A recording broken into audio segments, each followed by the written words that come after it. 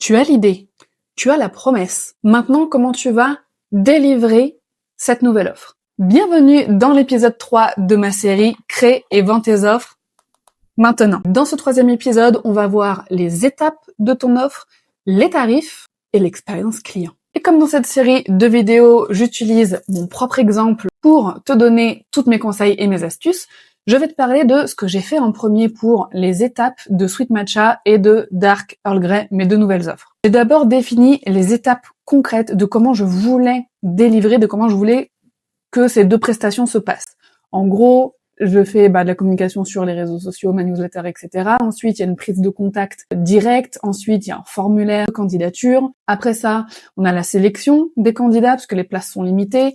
Il y a ensuite la signature du contrat, la planification des différents calls et des rendez-vous qu'on va avoir pendant ces accompagnements, etc., etc. Donc, tu notes vraiment toutes les étapes du point A au point B de qu'est-ce qu'il faut qu'il se passe pour que ta prestation de service, ton offre, délivre sa promesse et que tout soit fluide pour tes clients. Et justement, on va parler maintenant de la fluidité avec l'expérience client. Là, il faut que tu te mettes à la place de ton client et te dire comment cette prestation va se passer de son point de vue. Mon objectif personnellement, c'est que mes clientes aient zéro charge mentale, que ce soit facile pour elles de consommer mes offres. Je te donne un exemple, mettre des emails de rappel avant les calls, avoir un outil IA qui va faire une prise de notes automatique pendant les calls et qui va lui envoyer le récap juste après pour que pendant, elle n'ait rien à noter, rien à penser. Un livret avec la feuille de route à suivre une fois le consulting terminé et ma petite touche de branding